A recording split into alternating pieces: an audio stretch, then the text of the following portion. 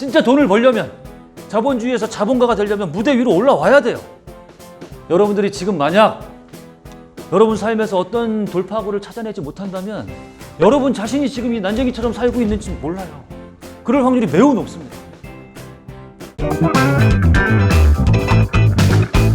이제부터 해야 될 두 가지 얘기가 가장 중요한 얘기입니다. 제발 무대 위로 올라오십시오. 제발. 어떻게 하면 돈을 법니까? 난 나름 열심히 일하고 있는데 돈도 막 모이지 않고 뭔가 변화의 기미도 보이지 않고 돌파구가 보이지 않잖아요. 어떻게 하면 좋을지, 어떻게 하면 이 쳇바퀴 도는 삶을 좀 개선시킬지 궁금하잖아. 방법은 이거야, 이거. 여러분이 지금 왜 쳇바퀴 도는 삶을 살고 있는 것 같냐면, 왜 변화가 없냐면 관객석에서 벗어나지 않으려고 하니까 그런 거예요. 지금 편안한 객석에만 계속 앉아 있는 거야. 진짜 돈을 벌려면, 자본주의에서 자본가가 되려면 무대 위로 올라와야 돼요. 실패하는 과정도 거쳐야 되고, 무대 위에 올라갔을 때 남들의 비웃음도 참을 줄 알아야 돼요. 견뎌내야 돼. 하지만 내가 그런 거 참고 계속 노력하고 연습하다 보면 언젠가는 여기 앉은 사람한테 박수를 받는 사람이 될 수 있을 거야 라는 어떤 성공의 가능성을 더 크게 볼 줄 알아야 됩니다. 근데 여기 앉은 사람들 대부분이요, 성공의 가능성보다 실패의 위험성을 더 크게 봅니다. 항상 안 올라와. 왜? 여기 있으면 중간은 가거든. 본전치기는 하거든. 집 사라 그랬더니요, 제발 다른 거 투자를 하지 않더라도 내 집 마련이라도 해라. 내 집 마련은 언제든지 해야 된다. 너무 타이밍을 따지지 말고 그렇게 내 집 마련을 해라 해서 안 합니다. 안 하는 사람들의 그 속성과 심리를 제가 막 파헤쳐 봤어요. 대화도 많이 하고 질문도 많이 하고. 다른 게 아니야. 돈이 없어서가 아니에요. 여러분 지금 계신 분들 중에 지금 1억, 여러분이 1억을 마련해 오면 1억. 자, 지금 약장사 들어갑니다. 1억을 지금 만들어 오면 10억을 벌 수 있어. 1년 만에. 10억을 벌 수 있어요. 그리고 이게 확정돼 있어. 정부가 이거를 보증해. 여러분 지금 통장에 1억 없죠? 그죠? 근데 지금 1억 제가 이렇게 보증하고 정부까지 보증하면 1억 만들어 올 수 있어요, 없어요? 이때니까. 돈이 없는 게 아니에요. 실력이 없고 확신이 없고 생각이 없는 거예요. 집을 그렇게 살아 해가지고 못 산 사람들하고 얘기해 봤더니 대부분 뭐냐면 이런 얘기합니다. 시간이 없대. 집을 알아보러 다녀야 되는데 시간이 없대. 대박 아니에요? 그러면 그 시간 동안에 뭐 하냐 그랬더니 일한대. 일 왜 하냐 그랬더니 돈 벌기 위해서 한대. 대박. 돈을 벌려면 집을 사야 되는데. 응? 정말 대박 아니에요? 그리고 왜 못 사냐 그랬더니 너무 어렵대. 집을 보러 다니고 공부도 했는데 자기는 모르겠대. 대박. 세상에 돈 버는 게 쉬운 게 뭐가 있어요? 에?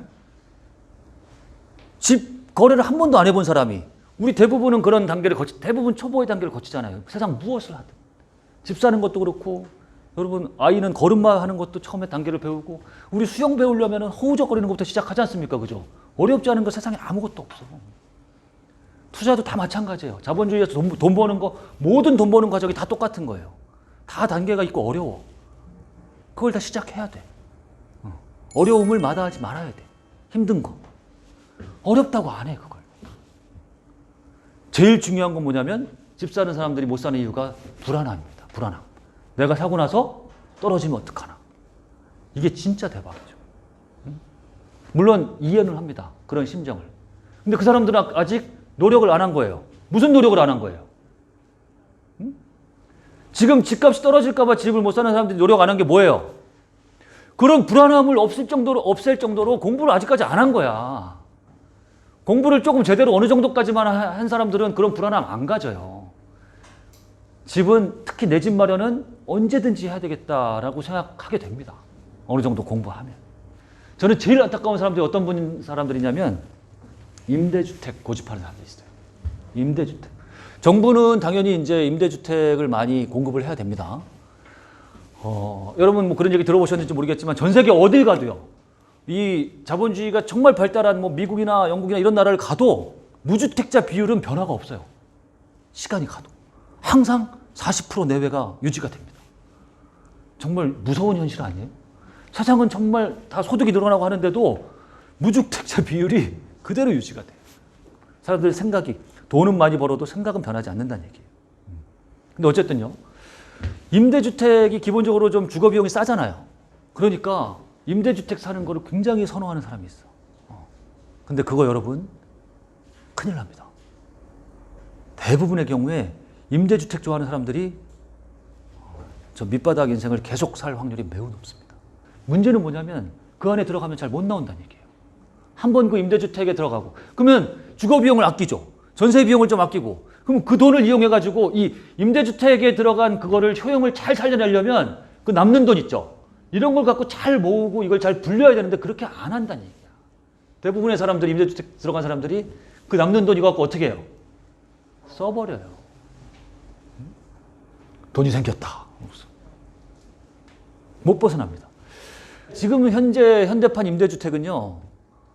결국 저는 이렇게 약간 좀 제가 과장해서 말씀드리면 옛날로 치면은 소장농이 되는 거나 마찬가지입니다. 소장농. 자기가 지주가 되려고 하지 않고 스스로 소장농이 되려고 하는 거예요. 한 번 소장농이 되면 그 소장농 벗어나기 어렵습니다. 여러분. 생각 잘 하셔야 된다. 임대주택 들어간 사람이 그 임대주택 그 계속 거기 살려면 굉장히 엄격한 요건을 계속 유지해야 되잖아요. 무주택을 계속 유지해야 되고 막 소득이 얼마 이하여야 되고 이런 거 맞추느라고 자본주의 자본가가 돼야 되는 그 요건에서 점점 멀어지는 거예요. 웃긴 거죠 아주. 그 다음에 또 하나 중요한 게 뭐냐면 여러분 전세 사시는 분들은 당연히 전세를 싼 거를 이제 고르려고 하시고 당연히 같은 집이면 2억짜리 전세보다 1억 5천 전세가 낫겠죠. 그죠? 근데 여러분 싼 전세 살려고 하지 마십시오. 싼 전세가 독입니다. 싼 전세가 나한테 자기 무덤을 파는 경우가 있어요. 예를 들어서 경기도에 신도시 하나 생기면 그 신도시 입주 물량이 많으니까 거기 신도시의 전세값 엄청 낮아지죠. 그렇죠? 다른 데에 비해서 한 절반값. 동탄의 신도시, 이 신도시가 딱 생기니까요. 동탄 1신도시의 32평 전세가 3억이었는데 1억 5천으로 훅 떨어집니다. 그러면 동탄 1신도시나 수원에 살던 사람들이 전세 살던 사람들이 3억에 살던 사람들이 1억 5천 전세로 갑니다. 그죠? 이득이잖아요. 나머지 1억 5천 갖고 어떻게 합니까? 써버립니다. 대박이죠. 뭐 누구나 그런 건 아닙니다만 많은 경우에 이렇게 합니다. 그러고서 2년이 지나면 그 1억 5천 전세가 계속 있어요? 다시 3억으로 올라옵니다. 대부분 2년 만에 아니면 4년 만에 원상복귀 딱 됩니다. 그죠? 그러면 그때 전세 올려줄 돈이 없는 거예요. 전세는요, 강제 저축의 효과가 있어요. 집주인이 원래 이 동네 전세값이 5천이 올랐어, 2년 만에. 5천 안 올리는 사람 있죠? 그러면 너무 감사하죠? 그거 나쁜 임대인입니다. 나쁜 임대인, 나를 가난하게 만드는 임대인이에요. 나를 도와주는 게 아니야. 착각하지 마세요. 내가 5천 올린 거를 끝까지 그 5천을 받아내는 임대인이 좋은 임대인이에요. 이번에 여기 전세 5천 올랐으니까 당신은 5천 올려. 이거 나쁜 임대인 아니에요. 강제 저축시키는 사람이에요, 나를. 그리고 2년 뒤에 나를 다른 사람들한테 뒤처지지 않게 만드는 사람이에요. 그렇게 생각할 줄 알아야 됩니다. 이게 진실이에요, 이게. 집 사는 것도 결국에 무대 위로 올라오는 겁니다. 그 과정에 들어가는 그 많은 지난한 과정들, 고통들, 불안들, 두려움들, 돈, 종잣돈 모으는 과정, 이런 거 다 견뎌낸 사람들이 결국에 집을 사는 겁니다. 맞죠? 근데 그렇게 그 과정 다 견뎌내고 있는 돈 없는 돈 다 끌어모으고 그리고 있는 지식 없는 지식 다 끌어모으고 있는 시간 없는 시간 다 끌어모아서 공부하고 강의 쫓아다니고 집 결국 용기 내가지고 사고 이런 사람들 집을 결국에 선택해서 샀는데 집값 올랐다고 불로소득이래. 말이 돼요 그게? 다 지금 여기에 머물러 있는 사람들이 이 위에 올라가 있는 사람 그냥 비난하는 겁니다. 자기는 하지 않았다. 난쟁이 나라 얘기 잠깐만 하겠습니다. 땅속에서 난쟁이들이 살고 있었어요. 근데 이 땅속 난쟁이 나라에는 어떤 전설이 돌았어. 뭐냐면 땅 위가 굉장히 멋진 낙원이다 라는 그런 소문만 계속 돌았어. 근데 겁이 많아요, 기본적으로 난쟁이들은. 그래서 정보원을 보냅니다. 겨울에 때는 마침 이 땅 위가 한겨울인데 난쟁이를 보냈어요. 어떤지 가서 보고 와라. 그래서 위험을 무릅쓰고 가서 보고 왔어. 갔더니 겨울이 한겨울. 다 죽어 있어. 다 얼어 있어. 찬바람만 불어. 내려와서 뭐라 그러겠어? 땅 위는 지옥이다. 절대로 올라가면 안 된다라고 얘기했어. 근데 역시 하고서 잘 살았어요. 근데 또 이상한 소문이 들리는 거예요. 땅 위는 정말 과실수가 넘치고 날씨가 너무 좋고 너무 좋은 곳이다. 여기에 우리 이렇게 살면 안 된다. 라고 소문이 들려서 또 보냈어. 때는 마침 여름이었어요. 초여름이었어요. 난쟁이가 갔더니 지상 낙원이 펼쳐져 있는 거예요. 날씨는 너무 좋고 막 초록색 자연들, 새들, 과실수 넘쳐나고 와가지고 보고했죠. 빨리 올라가야 된다고. 우리가 여기 사는 땅은 저 위에 보면 여긴 지옥이다. 빨리 올라가야 된다. 근데 난쟁이들은 얘기가 계속 다르니까 못 올라가는 거야. 그래서 올라가지 못하고 계속 사람만 보냅니다. 사람만 보내는데 보내면 보낼수록 어떻게 돼? 더 헷갈려지는 거예요. 봄, 여름, 가을, 겨울 갈수록 계속 보고가 계속 달라. 거기는 갈 곳이 못 된다 하고서 끝끝내 땅속에서 살았다라는 슬픈 이야기입니다. 여러분, 이거 웃을 일이 아닙니다. 여러분들이 지금 만약 여러분 삶에서 어떤 돌파구를 찾아내지 못한다면 여러분 자신이 지금 이 난쟁이처럼 살고 있는지 몰라요. 그럴 확률이 매우 높습니다. 남들은 집을 사야 된다라는데, 남들은 재테크를 좀 해야 된다라는데, 누군가는 지금 뭐 스마트 스토어를 해야 된다, 창업을 해야 된다 라고 하는데 그렇게 다 겁나 하면 큰일 날 것 같아. 나는 그런 걸 배워본 적도 없어. 지식도 없어. 주변에 아는 사람도 없어. 에이, 하지 말지. 여기 강의장에 부동산 강의들을 60명이 막 구름처럼 오십니다. 한 6주, 7주 동안 정말 열심히 배워요. 60명이 전부 다 다릅니다. 난쟁이 중에 저 상난쟁이도 있고요.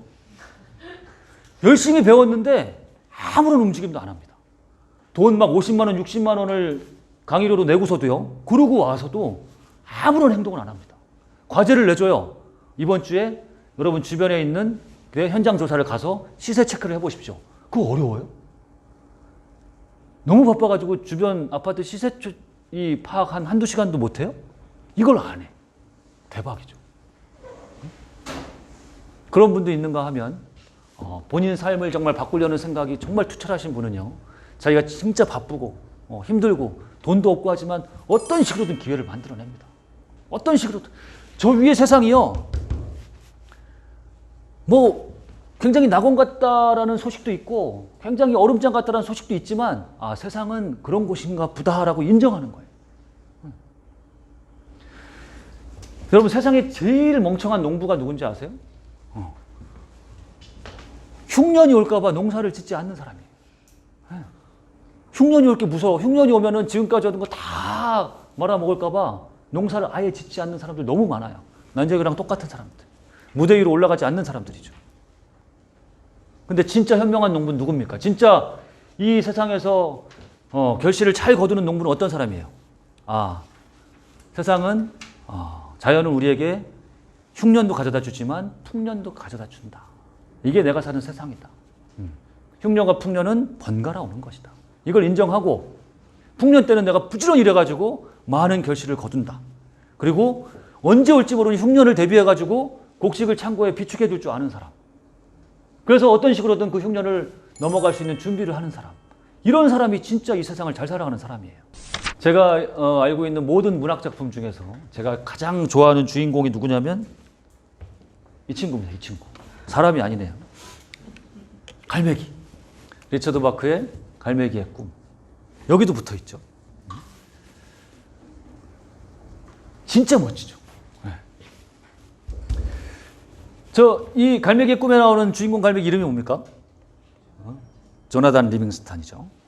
조나단이 나오기 전까지요. 저 갈매기 무리의 어떤 운명은 뭐냐면 그냥 갈매기로 태어나서 죽을 때까지 먹이 잘 찾아 생명 유지하면 되는 거예요.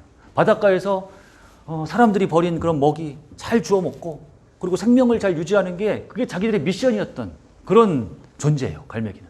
근데 그런 존재들 사이에 어느 날 조나단 리빙스턴이라고 하는 또라이가 나타난 거예요. 나타나서 얘기하는 겁니다. 우리 앞에 나와서 여러분, 우리 인생은 이게 아닙니다. 우리는 이렇게 보잘것없는 인생을 살려고 우리가 태어난 게 아닙니다. 우리는 보다 더 큰 꿈과 목표를 가져야 된다. 무대 위로 올라가야 된다. 진짜 우리가 가져야 될 진짜 원대한 꿈과 목표는 우리가 자유를 추구하는 것이다. 우리는 자유를 추구할 수 있는 권리가 있는 존재다. 그리고 우리의 자유는 저 넓고 큰 하늘을 가장 빠르게, 가장 높이, 가장 멀리, 가장 멋지게 나는 것. 그럴 때 우리는 가장 큰 자유를 얻을 수 있다. 그러니 우리 그렇게 되기 위해 노력하자라고 얘기합니다. 근데 모든 할매들은 또라이 취급하죠. 너나 그렇게 해라 하고서 추방해버립니다. 그쵸? 추방당한 조나단은 혼자서 외로움에 싸우고 그리고 혼자서도 자유를 찾을 수 있는 그 노력을 멈추지 않습니다. 대가를 치릅니다. 마땅한 대가를. 훈련을 하면서 엄청난 부상과 상처를 입습니다. 그러면서도 꿈을 찾아서 계속해. 결국에는 자기가 원하는 자유를 얻습니다. 하늘을 누구보다 빨리 날고, 누구보다 멀리 날고, 누구보다 멀리 보는 그런 실력을 키운 거죠. 근데 진짜 멋진 건 뭐예요? 그러고서 옛날에 자기를 추방한 무리로 돌아온 거예요. 돌아와서 그 무리를 용서하고, 그리고 그 무리에게 아직까지 보잘것없는 삶을 살고 있는 그 무리에게 자유를 얻는 방법을 가르칩니다. 그렇죠? 너무 멋지죠? 이렇게 살아야지, 세상을. 이렇게. 대가를 무서워하지 않고. 무대 위로 올라올 생각을 해야 됩니다. 용기를 내야 돼요.